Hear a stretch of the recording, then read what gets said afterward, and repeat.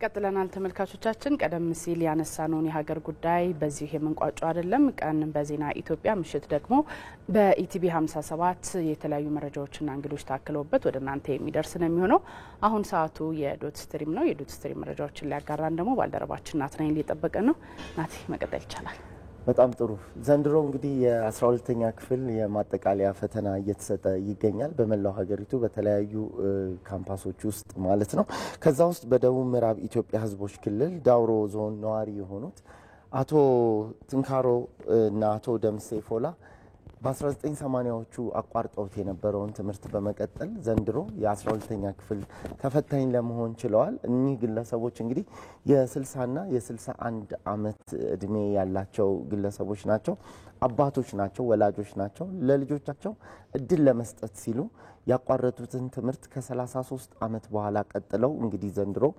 የ12ኛ ክፍል መልቀቂያ ፈተና ተፈታኝ መሆን ችለዋል ማለት ነው እንግዲህ ያሳደጓቸው ልጆቻቸው ይሄ ሁሉ የተከፈላላቸው ልጆች ዘንድሮ ተመራቂ ተማሪ ያላቸውም አሉ ከዛ ውጭ ደግሞ ሌሎችም በከፍተኛ ትምህርት ተቋማት ውስጥ እየተማሩ እንደሚገኙም እንደዚሁ ተገልጿል ከዛ ባሻገር እንግዲህ በወላይታ ሶዶ ዩኒቨርሲቲ ዳውሮ ተርጫ ካምፓስ ውስጥ በመጀመሪያው ዙር የተፈጥሮ ሳይንስ ትምህርት ዘርፍ ፈተናቸውን እየወሰዱ ከሚገኙ ከ9360 በላይ ተማሪዎች ውስጥ እነዚህ ሁለቱ አቶ ትግሮ ትንካሩና አቶ ደምሴ ፎላ ተካተውበታል ማለት ነው እንግዲህ ይህ መረጃ በማህበራዊ ትስስር ገጾች ላይ ከወጣ በኋላ በጣም በርካቶች መነጋገሪያ አድርገውት ነበር ትምህርት የሚያቆም ነገር አይደለም ሁሉ ጊዜ መማር ራስን ማሳደግ ይገባል እድሜ የሚገድበውም እንዳልሆነ ትልቅ ምሳሌ ነው ምክንያቱም እንግዲህ በተለያዩ ምክንያቶች የሚቋረጡ ትምህርቶች መቀጠል እንደሚችሉ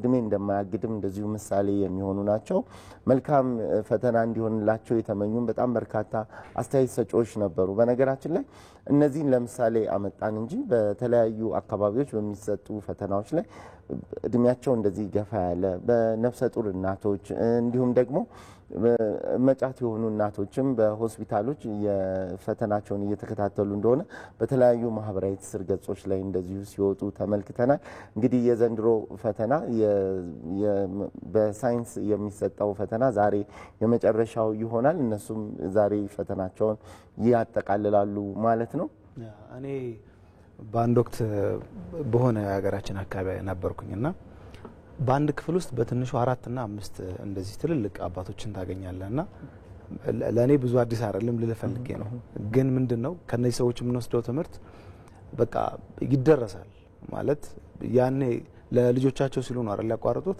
ነገር ግን ከዚህ ሁሉ የህይወቱ ጣውረድ በኋላ ደግሞ እንደርሳለን የሚል ስሜት ይዘው ለልጆቻቸው አሪያ በሚሆን መንገድ ወደዚህ መግባታቸው በጣም የሚያስደስት ነገር ነው በጣም በአካባቢያቸው ነዋሪዎች በሌሎችም ሰዎች ከዚህ በኋላ ተምራቸው 12ኛ ክፍል ምን የት ለመድረስ ነው የሚሉ ጥያቄዎች ጫናዎች ይመጡ እንደነበረ ነገር ግን ደግሞ በትክክል ትምህርት ከስራ ጋር ብቻ የሚገናኝ ሳይሆን ራስን ከማሳደግ ዕውቀትን ከመጨመር ጋር የሚገናኝ እንደሆነ ደግሞ የመማር እድሉን ላገኙ ታዳጊዎች ወጣቶች ደግሞ ትልቅ ምሳሌ አሪያነትም ያለው ነገር እንደሆነም ነው ሲገለጽ የነበረው ወደ ቀጣዩ መረጃችን እናልፋለን የአውሮፓ ሀገራት በከፍተኛ የሙቀት ማዕበል እየተመቱ እንደሆነ የዓለም አቀፍ ሚዲያዎች በመዘገብ ላይ ይገኛሉ እንግዲህ በሰኔ ወር ብቻ በተለይ በስፔንና በፖርቹጋል የተመዘገበው የሙቀት መጠን ከ46 ዲግሪ ሴልሺየስ በላይ የሆነ ከፍተኛ ሙቀት እንደሆነ ነው የተገለጸው እንግዲህ ከዛ በኋላም እየወጡ ባሉ መረጃዎች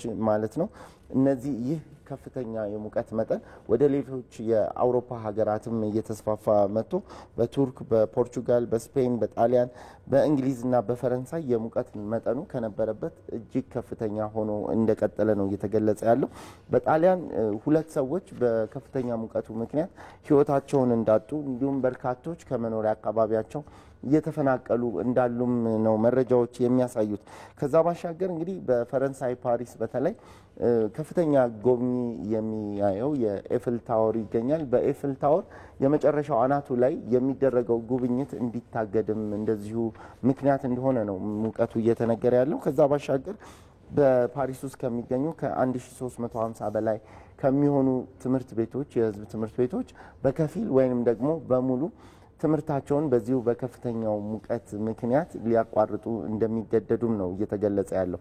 እንግዲህ የአየር ንብረት ለውጥ ገፈት ቀማሽ አውሮፓውያኑም ያደጉት ሀገራትም እየሆኑ እየመጡ እንደሆነ የሚያመለክት መረጃ ነው። እንግዲህ በተለያዩ ዓለም አቀፍ ተቋማት ሚዲያዎችም ያወጡት ዘገባ ነው። ኢቢሲ.ስትሪም ባሉት የማህበራዊ ትስስር ገጾቹ ላይ ይህንና ሌሎችም መረጃዎችን አውጥቶ በጣም በርካታ ተመልካቾችም ያዩት ነበረ። ይህንን ካልን ወደ ፓኪስታን ይወስደናል። በእንደኛ ተግባራዊ እርምጃ መውሰድ አለባቸው። አሁን አረንጓዴ አሻራ አስጀምራለሁ በዚህ አመትምና ላለፉት አመታት የተተከለው ከዚህ በኋላ የሚተከለው ተደማምሮ ይህንን ተጽዕኖ ለመቀነስ በሚደረግ ጥረት ውስጥ ተግባራዊ እርምጃ ገፈቱንም እየቀመሱ ተግባራዊ እርምጃ ውስጥ ያልገቡ ሀገራት ብዙ ናቸው።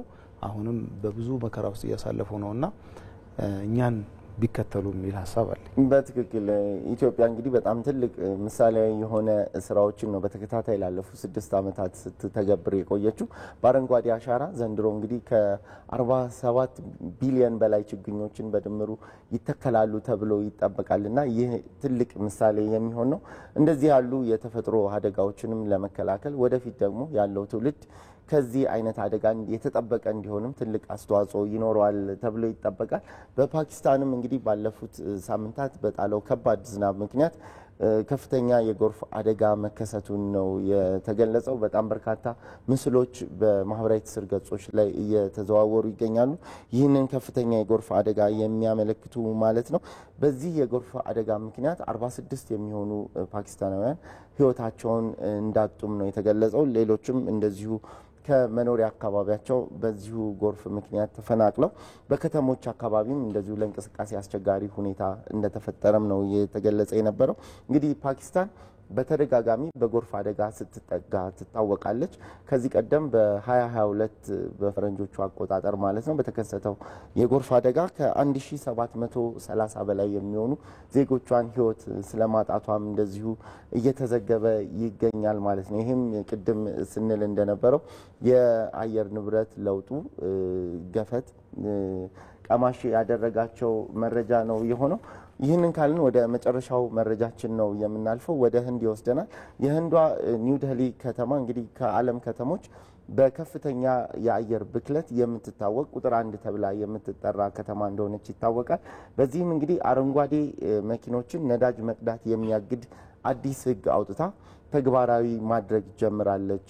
ህንድ ዛሬ የዶትስትሪም ዜና እንትናችን የአየር ንብረት ለውጥ ላይ ያተኮረ ይመስለኛል። ሶስቱም እያየናቸው ያሉ የአየር ንብረት ለውጥ ላይ ተጽዕኖ እያሳደሩ ያሉ ጉዳዮችን ነው እያነሳ ነው ያለው። ጎርፍ፣ ከፍተኛ ሙቀት፣ አሁንም ደግሞ የሚበክሉ መኪኖችን ነው እያነሳን ያለ ነውና የብልጥ ትኩረት መሰጠት እንዳለበት የሚያመላክት በትክክል ዓለማችን አሁን ያለችበት ሁኔታ በስፋት በዓለም አቀፍ ሚዲያዎችም እየወጡ ያሉት መረጃዎች ከዚህ ጋር የተያያዙ ስለሆኑ ነው እኛም ያመጣናቸው። ደግሞ አጋጣሚ ኢትዮጵያም የአረንጓዴ አሻራን በምታደርግበት ወቅት የአየር ንብረት ለውጥን ለመታገል ከፍተኛ ስራዎች እየተሰሩ ባለበት ወቅት የመጣም ስለሆነ እንደዚሁ አጋጣሚው አገናኝቶታል ማለት ይቻላል። እንግዲህ በኒው ዴልሂ ለ10 አመታትን ያገለገሉ በተለይ የናፍጣ መኪኖች ከ10 አመት በላይ ያገለገሉ የናፍጣ መኪኖችና ከ15 አመት በላይ ያገለገሉ የቤንዚን መኪኖች ናቸው ነዳጅ እንዳይቀዳላቸው በኒው ዴልሂ ከተማ ውስጥ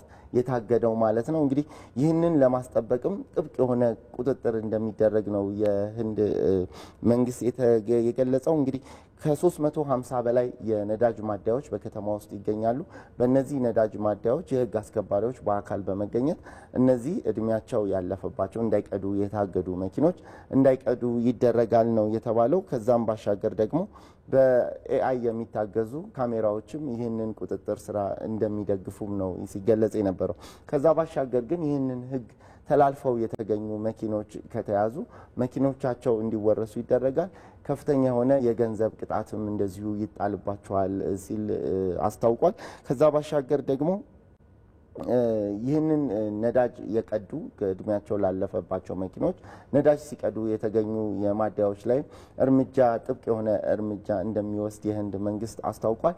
ህንድ ካሏት ከተሞች 18ቱ በከፍተኛ የአየር ብክለት ምክንያት ከዓለም ከፍተኛ ብክለት አለባቸው ከሚባሉ ሀገራት እንዲሁም ደግሞ ከተሞች የሚመደቡ ያላት ሀገር ነችና ይህንን እርምጃ በመውሰድ ያለውን የአየር ብክለት ለመቆጣጠርና ለመቀነስ ተጽዕኖን ለመቀነስ እየሰሩ እንዳሉ የሚያመለክት መረጃ ወጥቷል። እንግዲህ እኛም በዶት ስትሪም ማህበራዊ ትስስር ገጾቻችን በፌስቡካችን በትዊተራችን በሌሎችም ወደ 50 የሚሆኑ ፕላትፎርሞች ላይ እየተንቀሳቀስን ነው የሚገኘው። እነዚህንና ሌሎችም መረጃዎች በጽሁፍ በቪዲዮ በአጫጭር ቪዲዮዎችም እንደዚሁ በቲክቶክ በጣም ከፍተኛ እድገት ያለው የቲክቶክ ገጽም እንደዚሁ አለ። በዛ ላይ መረጃዎችን እየገቡ ተመልካቾች እንዲያገኙ በመጋበዝ ለዛሬ ያስኳቸውን ይህን ይመስላሉ። እናመሰግናለን። መልካም ቀን።